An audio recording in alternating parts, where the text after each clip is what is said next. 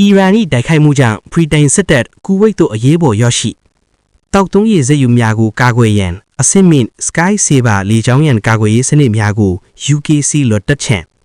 ပါရှန်ကွေရဲ့စစ်မီးဟာအခုဆိုရင်အခြေခံလူသားချင်းစာနာမှုဆိုင်ရာအဆောက်အဦတွေအထိကူးစက်လာနေပါပြီ။အီရန်ရဲ့ဒုံးကျည်နဲ့ drone တိုက်ခိုက်မှုတွေကြောင့်ကူဝိတ်နိုင်ငံရဲ့အဓိကတောက်တုံးရည်ထုတ်လုပ်တဲ့ဇက်ရုံတွေပျက်စီးခဲ့ရတဲ့နောက်မှာဗြိတိန်အစိုးရကသူတို့ရဲ့အကောင်းဆုံးလေကြောင်းရန်ကာကွယ်ရေးစနစ်တွေကိုကူဝိတ်စီချက်ချင်းစေလွှတ်လိုက်ပါတယ်။ဗြိတိန်ရဲ့စစ်ရေးလှုပ်ရှားမှု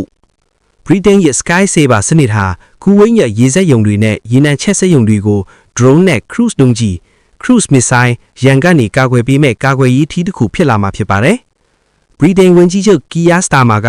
အခြေခံလူသားလိုအပ်ချက်ဖြစ်တဲ့တောက်တုံးရည်ကိုလက်နက်တစ်ပွဲအသုံးချတိုက်ခိုက်တာကိုလက်မခံဘူးလို့ရာဇဒဏ်ပေးလိုက်ပြီးအခုလိုကာကွယ်ရေးတပ်ဖွဲ့တွေဆေးလွတ်ထည့်တာပါ။